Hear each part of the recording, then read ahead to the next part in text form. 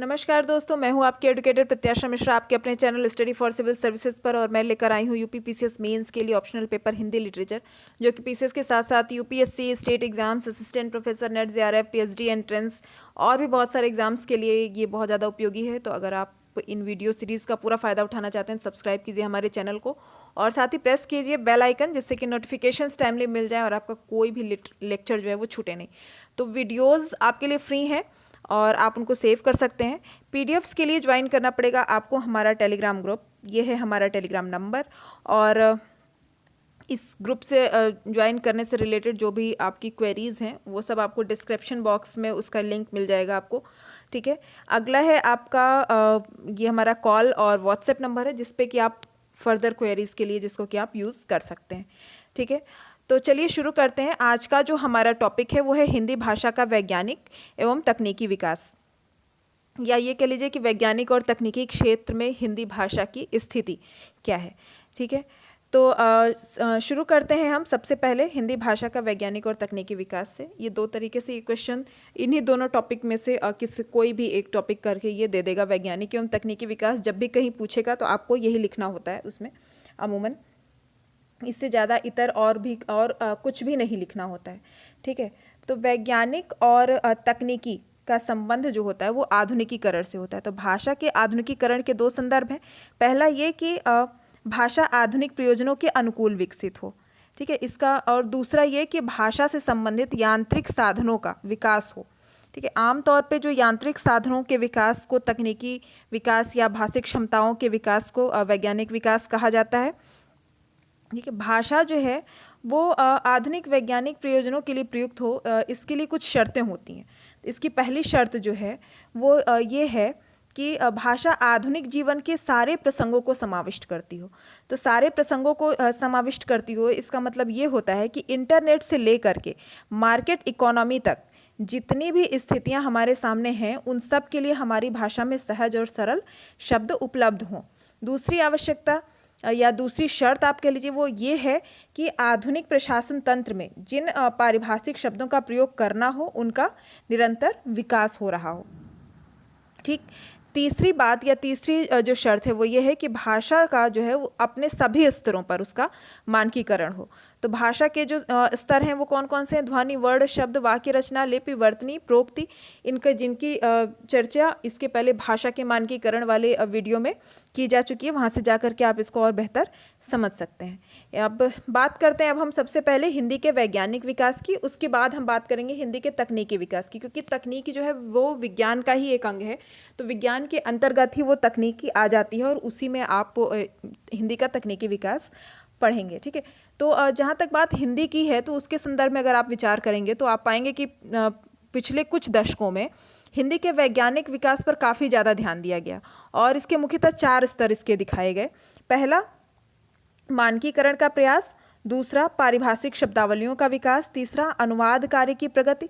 और चौथा, हिंदी के टंकण आदि की सुविधा से जुड़ी तकनीकों का विकास, ठीक है। तो सबसे पहले जो पहला जो चरण है वो है मानकीकरण का प्रयास। तो ये हिंदी और देवनागरी लिपि के मानकीकरण का जो वीडियो है उसमें जो भी मानकीकरण से रिलेटेड जितने भी पॉइंट्स बताए गए हैं भाषा के मानकीकरण से रिलेटेड, उन्हीं सबका संदर्भ आपको यहाँ पर देना है। इस पर टाइम वेस्ट नहीं करते हैं, आगे बढ़ते हैं। पारिभाषिक शब्दों का विकास। तो पारिभाषिक शब्दों का जो विकास है वो कुछ ऐसा हुआ, ये दूसरा प्रमुख कार्य है, ठीक है। तो इसके संबंध में जो हुआ वो ये हुआ कि 1955 में राजभाषा आयोग की संस्तुतियों पर के आधार पर भारत सरकार ने 2 आयोगों का गठन किया। कौन कौन से? वैज्ञानिक और तकनीकी शब्दावली आयोग और दूसरा विधायी शब्दावली आयोग, ठीक है। तो वैज्ञानिक और तकनीकी शब्दावली आयोग जो था वो उसको विधि क्षेत्र को छोड़ करके अन्य सभी विषयों के पारिभाषिक शब्दों के निर्माण का दायित्व सौंपा गया, ठीक। और जो दूसरा था वो विधायी शब्दावली आयोग का जो काम था वो ये था कि विधि क्षेत्र में काम करने वाली सभी प्रयुक्तियों को वो हिंदी के समतुल्य प्रस्तुत करे, ठीक है।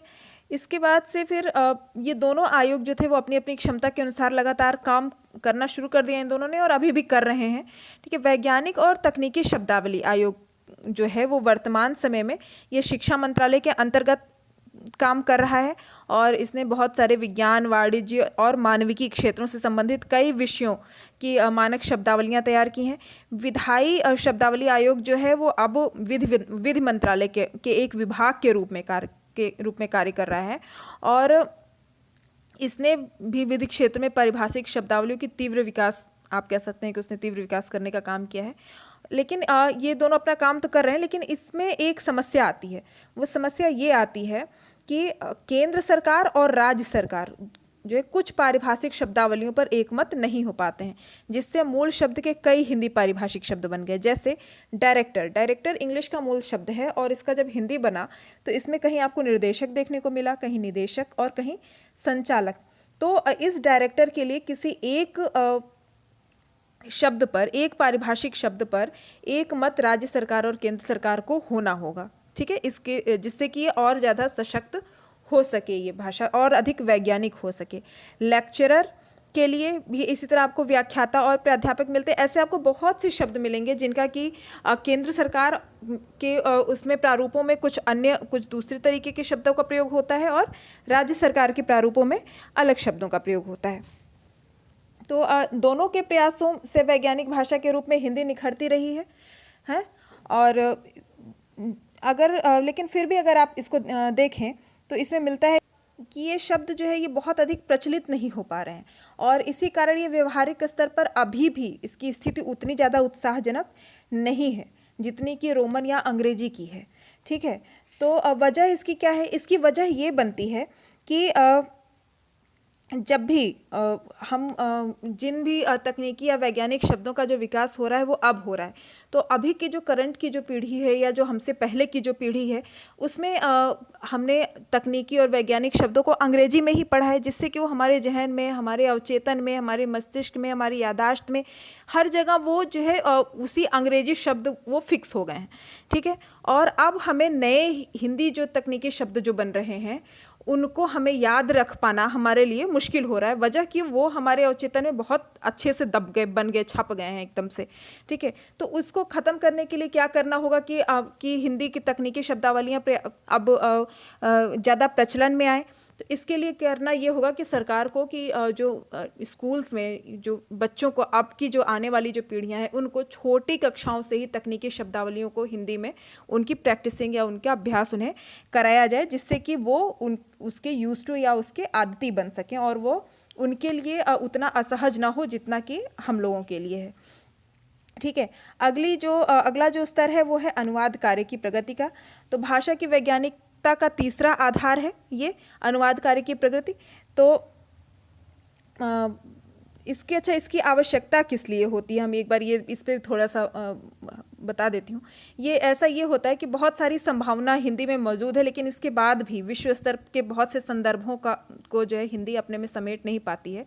इसकी वजह यह है कि पीछे ये देखिए कि आपकी जो आज का जो दौर है वो एक नेशन या एक राष्ट्र के अंतर्गत ना होकर के अब जब से ये भूमंडलीकरण हो गया तो विश्वग्राम की संकल्पना आ गई। उसी तरीके से भाषा भी जो है वो सार्वभौमिक स्तर पर एक दूसरे से संबद्ध होने लगी। तो ऐसे में क्या है कि बाहर की दुनिया की जानकारी तथा उनके संदर्भों को अपने भाषा में अभिव्यक्त करने की आवश्यकता महसूस होने लगी, जिससे कि ये ज़्यादा से ज़्यादा लोगों तक उन बातों को प्रसारित किया जा सके या उन तथ्यों के संबंध में जागरूकता फैलाई जा सके। तो इसके लिए अनुवाद कार्य का सहायता लेना बहुत ज़्यादा आवश्यक हो जाता है।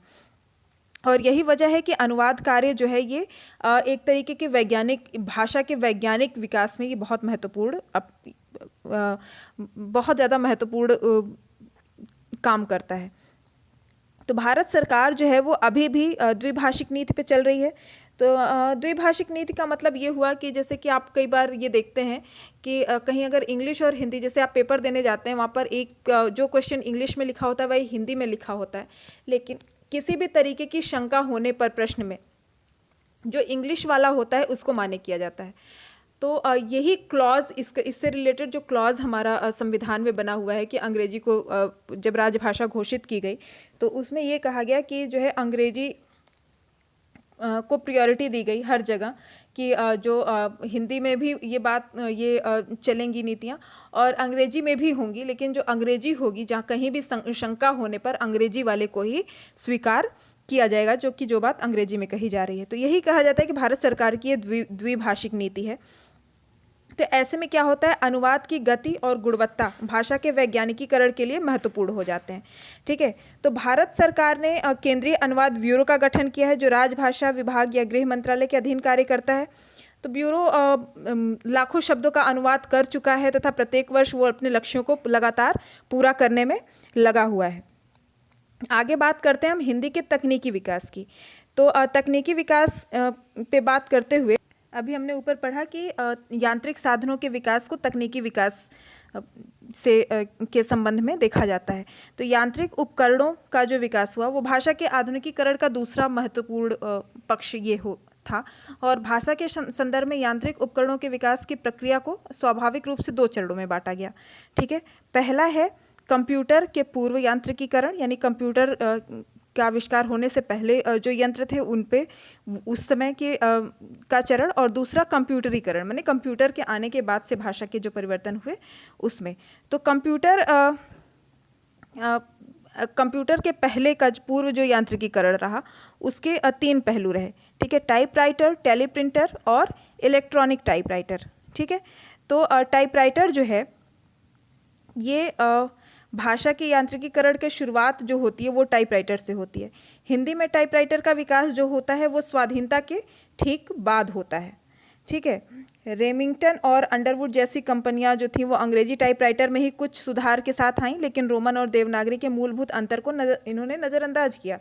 हुआ ये कि रेमिंगटन और अंडरवुड ये 2 ऐसी कंपनियां थीं जो कि इंग्लिश या रोमन के टाइपराइटर्स बनाया करती थी। उन्होंने उसमें कुछ सुधार किया और उसको उन्होंने देवनागरी या हिंदी की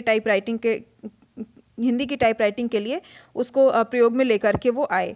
ठीक है, लेकिन उन्होंने उसमें रोमन और देवनागरी का जो मूलभूत अंतर है उसको उन्होंने नहीं माना, और ऐसी मशीनों को यह कहकर सफल बनाने का प्रयास किया गया कि हिंदी तकनीकी उपकरणों के अनुकूल भाषा नहीं है।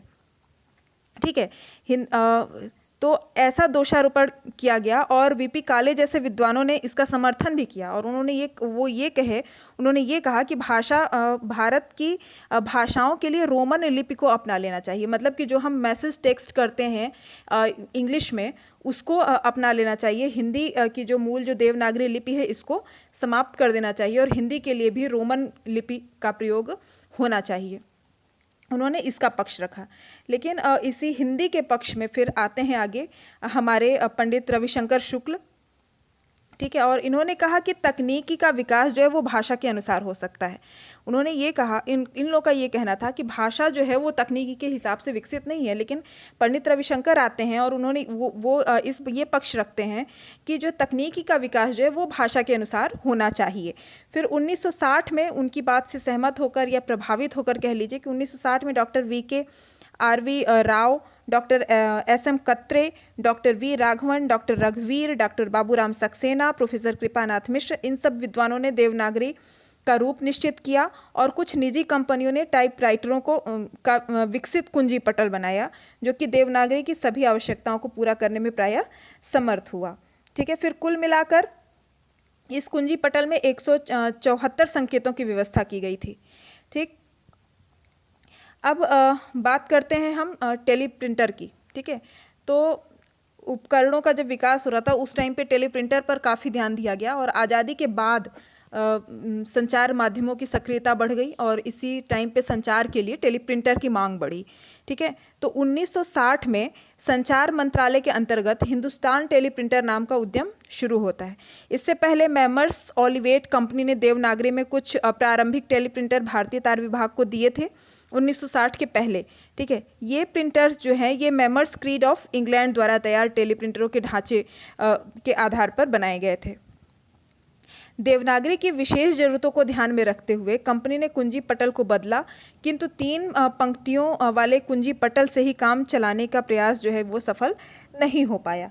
तो इन टेलीप्रिंटरों में कई वर्ड क्या होते थे कि वो छूट जाते थे और भाषा जो है वो बहुत कठिन हो जाती थी उनको टाइप करना, लिखना या समझना कि किस तरीके से इन्हें लिखा जाए। इसके बाद आता है हमारा हिंदुस्तान टेलीप्रिंटर लिमिटेड। ये गृह मंत्रालय, शिक्षा मंत्रालय और डाक तार विभाग के सुझावों के आधार पर इसने क्या किया, परिवर्धित देवनागरी के लिए कुंजी पटल का निर्माण किया और ये प्रयास काफ़ी सफल रहा। इसके बाद से इलेक्ट्रॉनिक टेलीप्रिंटर का प्रयोग शुरू हुआ और अब हिंदी में सामान्य और इलेक्ट्रॉनिक टेलीप्रिंटर कुशलता से कार्य कर रहे हैं। ये आप देख रहे हैं आजकल के इलेक्ट्रॉनिक टेलीप्रिंटर्स क्या हैं, ये आप समझ रहे हैं। ठीक है, फिर बात आती है हमारे इलेक्ट्रॉनिक, अगला जो है वो हमारा होता है इलेक्ट्रॉनिक टाइपराइटर। तो जो इलेक्ट्रॉनिक टाइपराइटर था ये मैनुअल टाइपराइटर में जैसे कि केवल एक ही लिपि का टंकण संभव था, लेकिन जबकि जो इलेक्ट्रॉनिक टाइपराइटर आया उसमें एक से अधिक लिपियों पर काम होने लग गया। इसमें अशुद्धियों को ठीक करने के लिए एक स्वचालित व्यवस्था होती थी, कुछ आदेश स्थायी रूप से देने के लिए भी व्यवस्था होती थी। ऐसे टाइपराइटर हिंदी में पूर्ण कुशलता के साथ आज भी काम कर रहे हैं और सरकारी कार्यालयों में प्रायः ऐसे ही टाइपराइटर्स का प्रयोग हो रहा है। और लेकिन अब जो है इनका स्थान ले लिया है फैक्स मशीनों ने। तो फैक्स मशीन क्या है, ये एक समझ लीजिए इस तरीके से कि एक ऐसा यंत्र होता है जो कि केवल दस्तावेजों की प्रति ही तैयार नहीं करता है, उसके स्थान पर वो जहाँ टेलीफोन और फैक्स मशीन आदि उपलब्ध हैं वहाँ पर वो उसको भेज भी देता है। इस काम के लिए वो क्या करता है कि सबसे पहले दस्तावेजों की सामग्री को इलेक्ट्रॉनिक तरंगों में बदल देती है और संचार के बाद से वो फिर से दस्तावेजों के रूप में संकेतों को मुद्रित करती है। ठीक है, ये मशीन जो है ये भाषा के अनुसार काम नहीं करती है। भाषा कोई भी हो, बल्कि चित्र ही क्यों ना हो, ये मशीन संकेतों को हूबहू भेजने में सक्षम होती है। और इस मशीन के आ जाने से, माने फैक्स मशीन के आ जाने से हिंदी और अंग्रेजी के अंतर को दूर करने में बहुत ज़्यादा सहायता मिली। ठीक है, अगला स्तर जो आता है हमारा वो आता है कंप्यूटरीकरण। ठीक है, तो आज के समय में हिंदी के तकनीकी विकास का अर्थ जो है, जब भी हिंदी के तकनीकी विकास की बात आती है तो हम उसको कंप्यूटरीकरण से सीधे जोड़ते हैं। और आज सभी क्षेत्रों में कंप्यूटर का प्रयोग अनिवार्य हो गया है। इसलिए अब प्रयास किया जा रहा है कि हिंदी सहित सभी भारतीय भाषाओं के लिए कंप्यूटर उसी तरीके से काम करे जैसे रोमन लिपि के लिए कर रहा है। ठीक है, तो कंप्यूटर क्या है, तो कंप्यूटर में दो चीज़ें काम करती हैं। पहला हार्डवेयर और सॉफ्टवेयर। हार्डवेयर क्या है, कंप्यूटर की मशीन से रिलेटेड होता है हार्डवेयर। सॉफ्टवेयर क्या होता है, ये वो प्रोग्राम्स होते हैं जो कंप्यूटर को संचालित करते हैं। ठीक है, प्रोग्राम्स भी दो तरीके के होते हैं, सिस्टम सॉफ्टवेयर और एप्लीकेशन सॉफ्टवेयर। सिस्टम सॉफ्टवेयर मतलब जैसे डॉस, विंडोज़, ठीक है, जो सिस्टम पे जो काम करते हैं। एप्लीकेशन सॉफ्टवेयर जो किसी खास उद्देश्य की पूर्ति के लिए बनाए जाते हैं।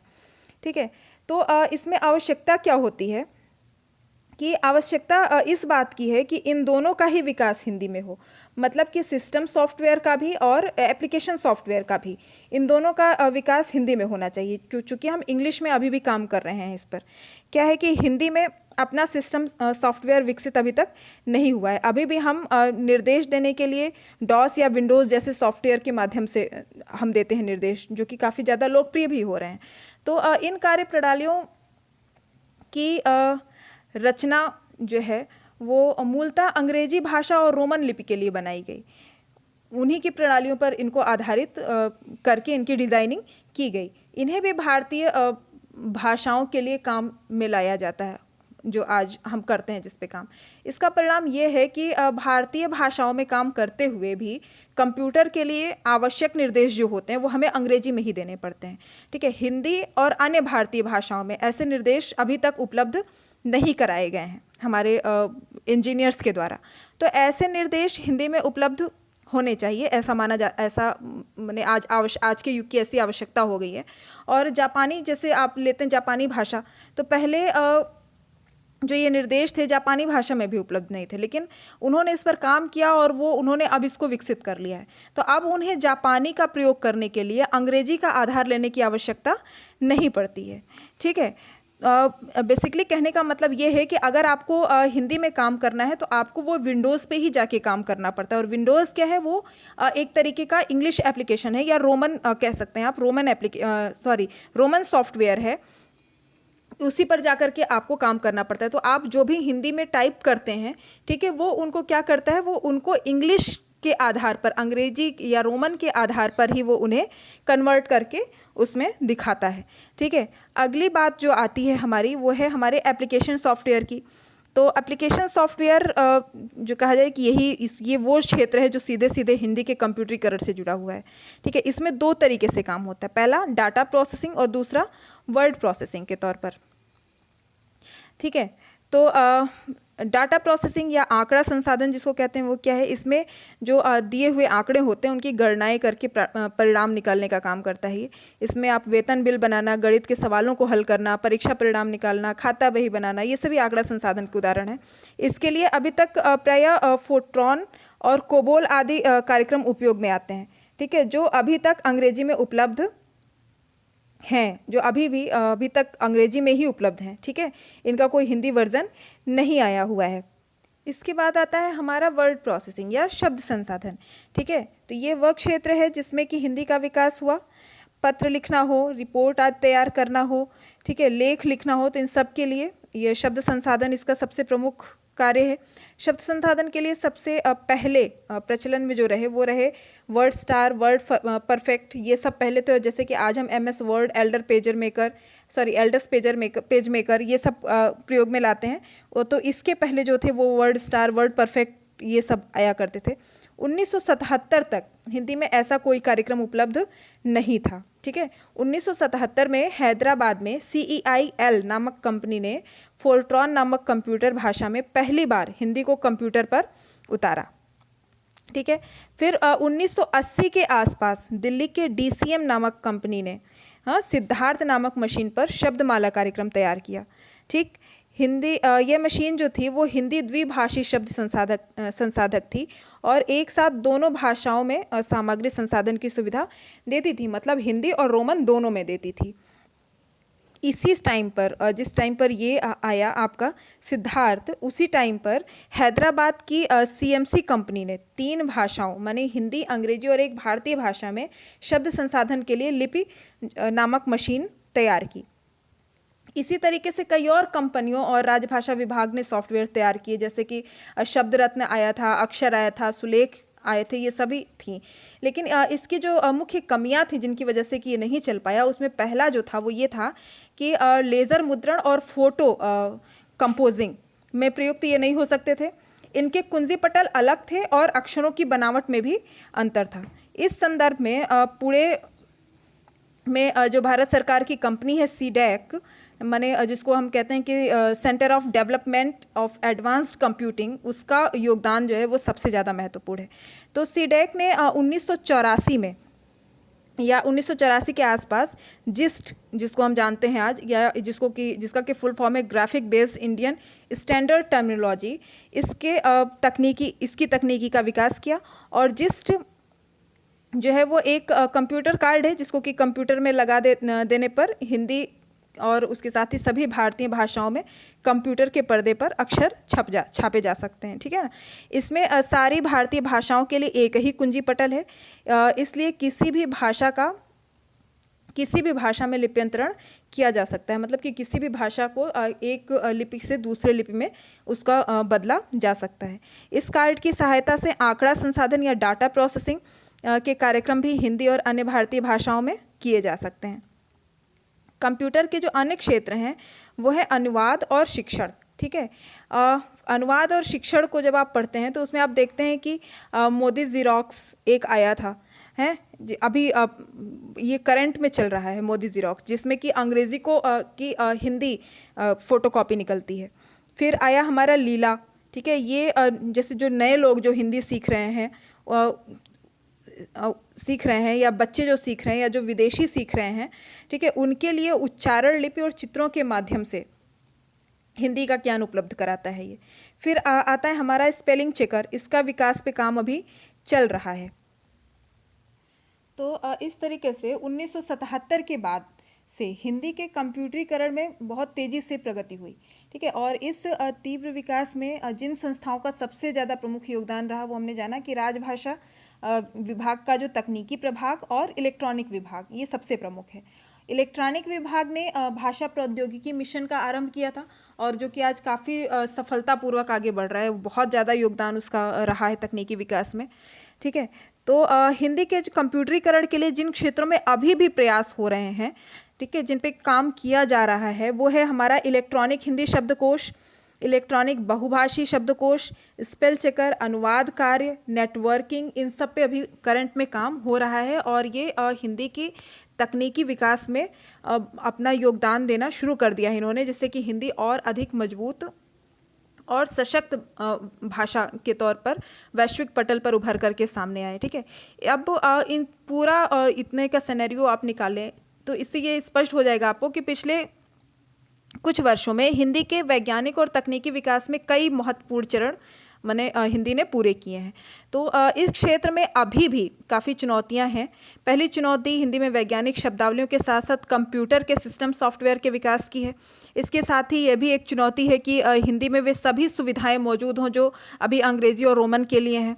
अंत में ये भी ध्यान हम लोग को रखना चाहिए कि वैज्ञानिक और तकनीकी विकास जो है ये एक सतत चलने वाली प्रक्रिया है, ये लगातार चलती रहती है। इसलिए एक बार अंग्रेजी की बराबरी करने के बाद अपने उच्चतम स्तर को बनाए रखना भी एक बड़ी चुनौती होगी हिंदी के लिए। तो ऐसी चुनौतियां जो हमेशा हमारे सामने होंगी और हमें सतत हमेशा जो है विकास करने की प्रेरणा देती रहेंगी, इसलिए हमें इसमें लगातार काम करने की आवश्यकता हमेशा बनी रहेगी। तो ये हो गया आज का हमारा लेक्चर हिंदी